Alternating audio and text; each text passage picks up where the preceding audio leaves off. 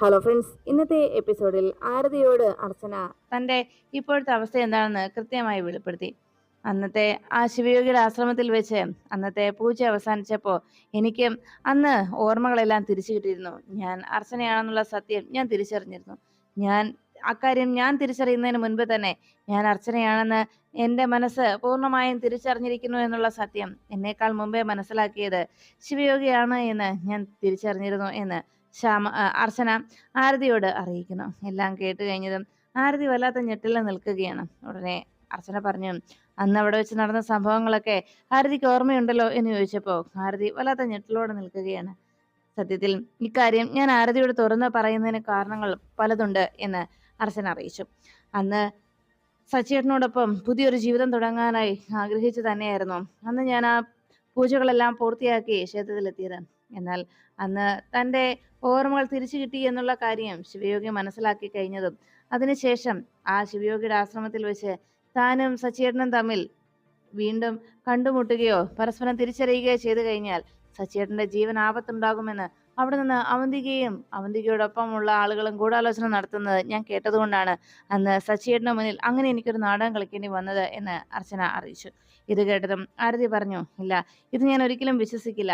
അവന്തികയുടെ ആ ഒരു ഭീഷണി കാരണമാണ് ഇപ്പോഴും ഇങ്ങനൊരു ഡ്രാമ നടത്തിക്കൊണ്ട് പോകുന്നത് എന്നുള്ള കാര്യത്തിൽ എനിക്ക് ഒരിക്കലും വിശ്വാസമില്ല. അർച്ചനയ്ക്ക് മറ്റെന്തോ ഒരു ലക്ഷ്യമുണ്ട്, മറ്റെന്തോ കാരണം കൂടിയുണ്ട് അതിന് പിന്നിൽ എന്ന് പറഞ്ഞപ്പോൾ അത് കേട്ട അർച്ചന പറഞ്ഞു, സത്യമാണ്, ആരതി പറഞ്ഞതും ചിന്തിച്ചതും സത്യം തന്നെയാ. മറ്റൊരു കാരണം എന്ന് പറയാനുള്ളത് ഗോകുലിനെ കുറിച്ച് തന്നെയാണ് ഞാൻ ചിന്തിച്ചത്. പെട്ടെന്ന് പൂജകളെല്ലാം അവസാനിച്ചു കഴിയുമ്പോൾ ഓർമ്മകൾ തിരിച്ചു കിട്ടിയ ആ സന്തോഷത്തിൽ ഞാൻ സച്ചിയേട്ടനോടൊപ്പം പോയി കഴിഞ്ഞാൽ ആ നിമിഷം ഗോകുൽ തകർന്നു പോകും. ഗോകുലും ഗോകുലിന്റെ കുടുംബവും ഒന്നായി ഇല്ലാതാകും. അത് എനിക്ക് സഹിക്കാൻ കഴിയുന്ന ഒന്നായിരുന്നില്ല. അത്രത്തോളം ഗോകുൽ എന്നെ സ്നേഹിക്കുന്നുണ്ട്. അതുകൊണ്ട് തന്നെ ഗോകുലിന്റെ ആ സ്നേഹം തള്ളിക്കളഞ്ഞ് സച്ചിയേട്ടനോടൊപ്പം ഞാൻ ഇറങ്ങി പുറപ്പെടുമ്പോൾ ഗോകുൽ എന്നേക്കുമായി തകർന്നു വീഴുമെന്ന് ഞാൻ മനസ്സിലാക്കിയിരുന്നു. അക്കാരണത്താൽ കൂടിയാണ് സച്ചിയേട്ടന്റെ അരികിലേക്ക് ഞാൻ വേഗം തന്നെ തിരിച്ചു പോകാൻ തയ്യാറാകാതിരുന്നത് എന്ന് അർച്ചന പറഞ്ഞു. ഈ 10 വർഷക്കാലം ഗോകുലിന്റെ ഭാര്യയായിട്ടാണ് ഞാൻ ജീവിച്ചത്. അതുകൊണ്ട് തന്നെ ഈ 10 വർഷക്കാലം എന്നെ സംരക്ഷിച്ച ഗോകുലിനെയും കുടുംബത്തെയും തകർത്ത് കളയാൻ എനിക്ക് കഴിയുമായിരുന്നില്ല. ഗോകുലിന്റെ ഭാര്യ ഇസബെല്ല 10 വർഷങ്ങൾക്ക് മുൻപേ മരണപ്പെട്ടു എന്നുള്ള സത്യവും എനിക്കറിയാം എന്ന് അർച്ചന പറയുമ്പോഴേക്കും ഇതെല്ലാം കേട്ടത് ആരതി ചോദിച്ചു, ഇക്കാര്യങ്ങളൊക്കെ ഗോകുൽ സാറിനോടെങ്കിലും പറഞ്ഞുകൂടായിരുന്നോ എന്ന് ചോദിച്ചപ്പോഴേക്കും അർച്ചന പറഞ്ഞു, ഇപ്പോ എൻ്റെ ഏറ്റവും വലിയ ധർമ്മസങ്കടവും അത് തന്നെയാണ്. ഗോകുലിനോട് എല്ലാ സത്യങ്ങളും പറഞ്ഞ് സച്ചിയേട്ടനിലേക്ക് തിരിച്ചു പോകാം എന്ന് തന്നെയായിരുന്നു ഞാൻ കരുതിയിരുന്നത്. എന്നാൽ ഇപ്പോൾ ഓരോ നിമിഷവും മുന്നോട്ട് പോകുന്തോറും ഗോകുല് എന്നെ കൂടുതൽ കൂടുതൽ സ്നേഹിച്ചുകൊണ്ടിരിക്കുകയാണ്. ഗോകുലിനോട് സത്യങ്ങൾ പറഞ്ഞ് ഏത് വിധേനയും എനിക്ക് സച്ചിയേട്ടൻ്റെ അരികിലേക്ക് തിരിച്ചു പോയേ പറ്റൂ. പിന്നെ മറ്റൊരു കാര്യം കൂടി എനിക്ക് ആരതിയോട് പറയാനുണ്ട്, ആരതിയും സച്ചിയേട്ടനും തമ്മിലുള്ള ആത്മബന്ധത്തെക്കുറിച്ച്. അതുകൊണ്ട് ഒരു കാര്യം ഞാൻ ആരതിയോട് പറയാം. സച്ചിയേട്ടന് ഈ ജന്മത്ത് എന്നെയല്ലാതെ മറ്റൊരു പെണ്ണിനെ ഭാര്യയായി കാണാൻ കഴിയില്ല. സച്ചിയേട്ടൻ ഈ ലോകത്ത് ഇപ്പൊ ഏറ്റവും കൂടുതൽ വിശ്വസിക്കുകയും ഇഷ്ടപ്പെടുകയും ചെയ്യുന്ന ഒരേ ഒരു ആത്മസുഹൃത്ത് അത് ആരതി മാത്രമാണ്. എന്നാൽ ആരതിയോട് എനിക്ക് മറ്റൊരു കാര്യം പറയാനുണ്ട്. സച്ചിയേട്ടൻ ആരതിയെ ഏറ്റവും കൂടുതൽ അടുപ്പമുള്ള അല്ലെങ്കിൽ ആരതിയോട് ഏറ്റവും കൂടുതൽ സ്നേഹം കാണിക്കുകയും ആരതിയെ ഈ ജീവിതത്തിൽ ഏറ്റവും കൂടുതൽ വിശ്വസിക്കുകയും ചെയ്യുന്ന ഒരു സുഹൃത്ത്, ആത്മസുഹൃത്തായിട്ടാണ് ആരതിയെ സച്ചിയേട്ടൻ കാണുന്നത്. പക്ഷേ സച്ചിയേട്ടന് ഒരിക്കലും ആരതിയെ ഒരു ഭാര്യയുടെ സ്ഥാനത്ത് കാണാൻ കഴിയില്ല. ആരതിയെ അങ്ങനെ സ്നേഹിക്കാനും ആവില്ല. അതാണ് സത്യം. സച്ചിയേട്ടൻ എൻ്റേതാണ്, എൻ്റേത് മാത്രമാണ് സച്ചിയേട്ടൻ എന്ന് അർച്ചന ആരതിയോട് പറഞ്ഞു. ഉടനെ തന്നെ എനിക്ക് സച്ചിയേട്ടനിലേക്ക് മടങ്ങി വരികയും ചെയ്യണമെന്ന് ആരതിയോട് അർച്ചന തുറന്നു പറയുമ്പോൾ ഇതെല്ലാം കേട്ടു നിൽക്കുന്ന ആരതി പറഞ്ഞു, അതൊക്കെ ഞാൻ സമ്മതിച്ചു. പക്ഷേ സച്ചിയെ ഇങ്ങനെ തനിച്ച് ജീവിക്കാൻ വിടുന്നത് അത് ശരിയല്ല അർച്ചന. എനിക്കറിയാം അർച്ചന ഇപ്പൊ ഇങ്ങനെ ഒരു തുറന്ന പറച്ചിൽ എന്റെ മുന്നിൽ നടത്തിയത് എന്ത് കാരണത്താലാണെന്ന്. സച്ചിയുടെയും അർച്ചനയുടെയും ജീവിതത്തിൽ ഞാൻ ഒരിക്കലും ഒരു കരുനിഴലായിട്ടുണ്ടാവില്ല. അർച്ചന ആശങ്കപ്പെടുന്നത് പോലെ സച്ചിക്ക് മറ്റൊരു പെണ്ണിനെ സ്വീകരിക്കാനോ സ്നേഹിക്കാനോ കഴിയുമെന്ന് എനിക്കും തോന്നുന്നില്ല. കാരണം അർച്ചനയെ മറന്ന് മറ്റൊരു പെണ്ണിനോടൊപ്പം ജീവിക്കാൻ സച്ചിയുടെ മനസ്സ് ഒരിക്കലും ആഗ്രഹിക്കില്ല. അത് സത്യമാണെന്ന് അർച്ചനയോട് ആരതി അറിയിച്ചു. എല്ലാം കേട്ട് കഴിഞ്ഞതും അർച്ചന പറഞ്ഞു, അപ്പോഴേക്കും ആരതി പെട്ടെന്ന് കഴിഞ്ഞ ദിവസങ്ങളിൽ സച്ചിയുടെ വീട്ടിൽ ആയിഷ എന്ന രൂപത്തിൽ വന്നിരുന്ന പർദ്ദയിട്ട് വന്ന ആളെക്കുറിച്ച് ആരതി സംശയത്തോടെ ചിന്തിച്ചു. ആരതി ചോദിച്ചു, അപ്പോ ആയിഷയായി പർദ്ദയിട്ട് വന്നതും എന്ന് ചോദിച്ചതും അതെ, ഞാൻ തന്നെയാണ്. എൻ്റെ കുടുംബത്തെ കാണാൻ, എൻ്റെ അമ്മയെയും എൻ്റെ അനുജത്തിമാരെയും കാണുവാനായിട്ട് ഞാൻ വന്നത്. ഞാൻ നെല്ലിശ്ശേരിയിലെ സേതുമാധവന്റെ മകൻ സച്ചിയുടെ ഭാര്യയാണ് ഞാൻ, അർച്ചന. ആ സത്യം ആ സത്യം തിരിച്ചറിഞ്ഞ നിമിഷം മുതൽ എൻ്റെ കുടുംബത്തെക്കുറിച്ചുള്ള ആശങ്കയിലും ആ കുടുംബത്തിന്റെ ഇപ്പോഴത്തെ അവസ്ഥയെക്കുറിച്ചോർത്ത് വേദനയിലുമായിരുന്നു ഞാൻ. അതുകൊണ്ട് തന്നെ എന്നാലാകുന്ന രീതിയിൽ അവരെ സഹായിക്കാനായിട്ടാണ് ഞാൻ അങ്ങനെ ഒരു വേഷത്തിൽ അവർക്ക് മുന്നിലേക്ക് എത്തിച്ചേരുന്നത്. എന്നാൽ ഇപ്പോഴത്തെ അവസ്ഥയിൽ എനിക്ക് എല്ലാ സത്യങ്ങളും തുറന്നു പറഞ്ഞ് ഗൂഗിളിന്റെ അരികിൽ നിന്ന് ശശികളിലേക്ക് മടങ്ങിപ്പോകാൻ അത്ര എളുപ്പം സാധിക്കുന്നതല്ല.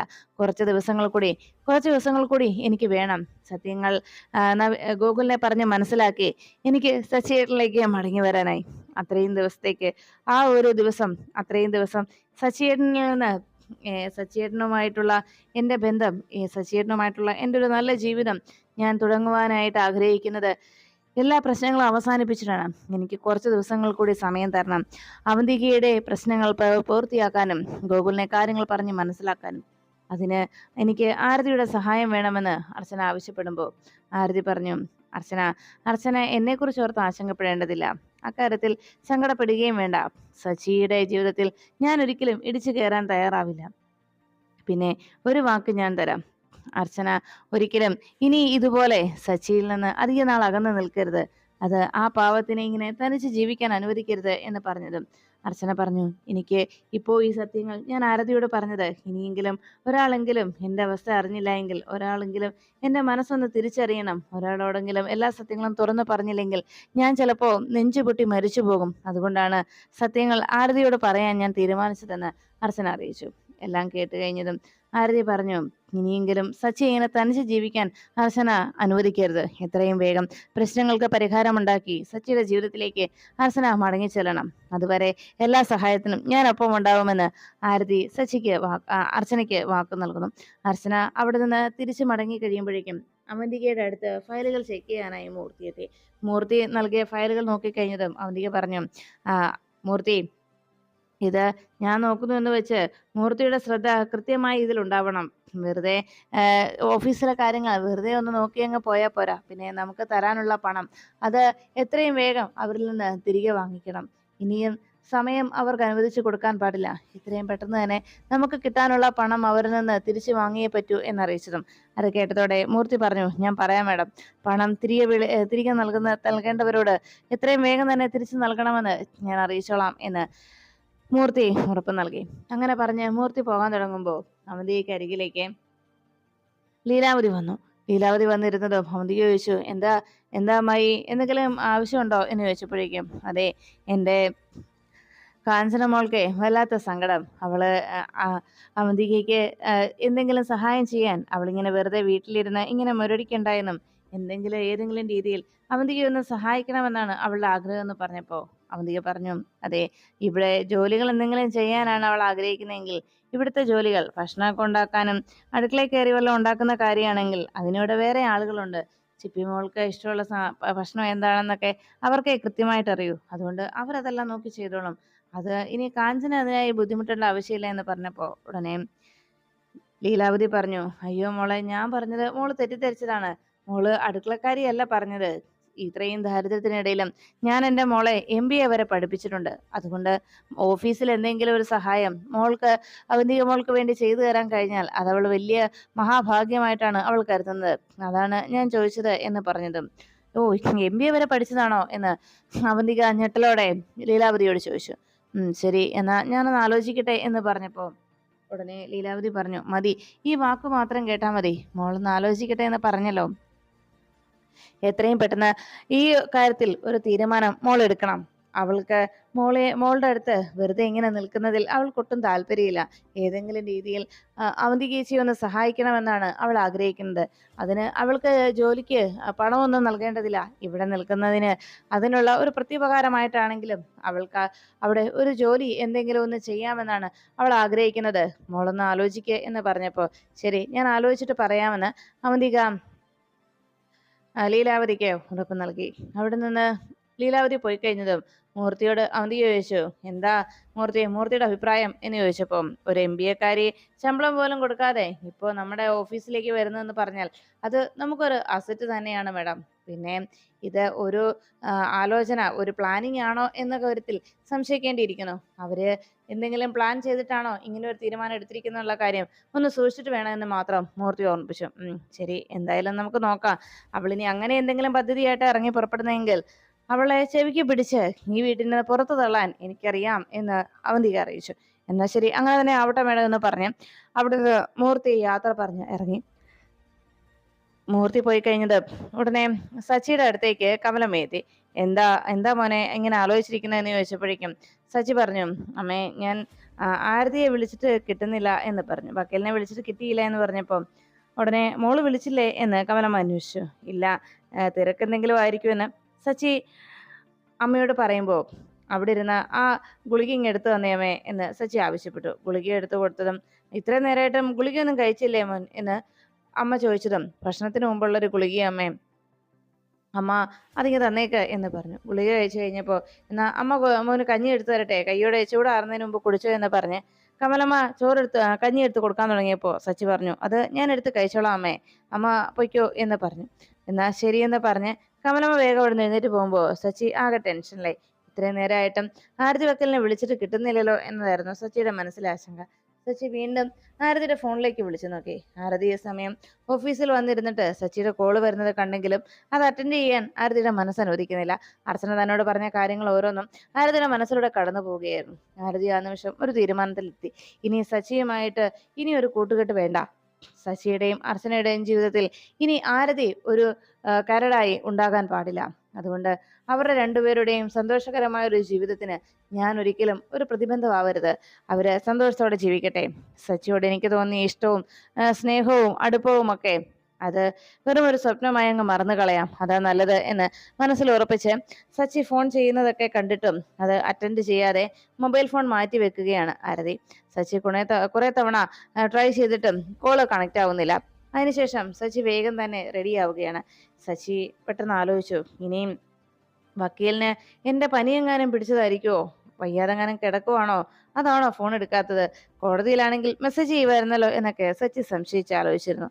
ആരതി ആകെ വിഷമത്തോടെ സച്ചിയെ കുറിച്ച് ഓർത്ത് ആകെ ടെൻഷനോടെ ഇരിക്കുകയാണ്. സച്ചി എത്ര തവണ വിളിച്ചിട്ടും കോൾ അറ്റൻഡ് ചെയ്യാതെ സച്ചിയുടെ ഫോൺ കോൾ കണ്ടില്ല എന്ന ധാരണയിൽ മൊബൈൽ ഫോൺ മാറ്റി വെച്ചിട്ട് കോൾ അറ്റൻഡ് ചെയ്യാതെ അങ്ങനെ ഒരു ഉറച്ച തീരുമാനത്തിൽ തന്നെ ആരതി തുടർന്നു.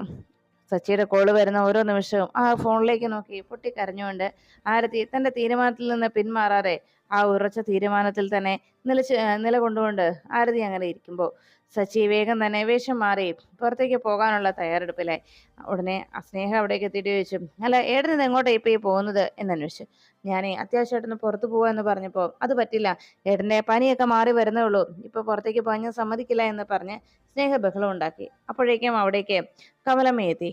എന്താ എന്താ മോളെ എന്ന് ചോദിച്ചപ്പോ, അമ്മ ഇത് കണ്ടോ, ഏട്ടന്താ ഇപ്പൊ തന്നെ പുറത്തു പോകണമെന്ന് എന്ന് പറഞ്ഞപ്പോ കമലമ്മ ദേഷ്യപ്പെട്ടു. അതെ, ഇപ്പൊ നീ എങ്ങോട്ടും പോകുന്നില്ല മോനെ, കാരണേ പനിയൊന്ന് മാറി വരുന്നുള്ളൂ, ഇനി ഒരാഴ്ച കഴിഞ്ഞിട്ട് ഓട്ടത്തിനും മറ്റും പോയാൽ മതി, അല്ലാതെ പോകാൻ ഞാൻ സമ്മതിക്കില്ല എന്ന് പറഞ്ഞ് കമലമ്മ ബഹളം വെച്ചു. ഉടനെ തന്നെ സച്ചി പറഞ്ഞു, അമ്മേ ഞാൻ ഓട്ടത്തിനായിട്ട് പോകുന്നതല്ല, ഭാരതി വക്കലിനെ വിളിച്ചിട്ട് ഫോൺ എടുക്കുന്നില്ല, എന്താ പറ്റിയതെന്ന് അറിയില്ലല്ലോ എന്ന് പറഞ്ഞപ്പോ, ഓ അതാണോ കാര്യം എന്ന് കമലമ്മ ഉള്ള കള്ളച്ചിരിയോടെ സച്ചിയെ നോക്കി. ഉടനെ ആരതി വക്കീല് ഫോൺ എടുത്തില്ലെങ്കിൽ വക്കീല് അവിടെ കോടതിയിലായിരിക്കും, അത് കഴിയുമ്പോൾ ഏട്ടന്റെ ഫോൺ കോൾ കാണുമ്പോൾ വക്കീല് വിളിച്ചോളും എന്ന് ചേച്ചി വിളിച്ചോളും എന്ന് സ്നേഹ പറഞ്ഞു. ഉടനെ സച്ചി പറഞ്ഞു, അതല്ല, നിനക്ക് പറഞ്ഞ് മനസ്സിലായില്ലേ, ഞാൻ വിളിച്ചിട്ട് ഫോൺ എടുക്കുന്നില്ല, കോടതിയിലാണെങ്കിൽ പോലും ടെക്സ്റ്റ് മെസ്സേജ് അയക്കുന്നതാ, ഇത് അതുപോലും ചെയ്തിട്ടില്ല എന്ന് സച്ചി പറഞ്ഞു. ഉടനെ കമലമ്മ പറഞ്ഞു, എന്നാ അമ്മ പോയിട്ട് വാ എന്ന് പറഞ്ഞപ്പോ സ്നേഹ ചോദിച്ചു, ഏട്ടൻ എന്തിനാ ഇത്ര തിടുക്കപ്പിടിച്ചു പോകുന്നത് എന്ന് ചോദിച്ചപ്പോ, അതല്ല, ഇനി ഇവിടെ വന്ന് എന്നെ പരിചരിക്കാനിരുന്ന് എന്റെ പനി എങ്ങാനും പകർന്നാണെങ്കിലോ,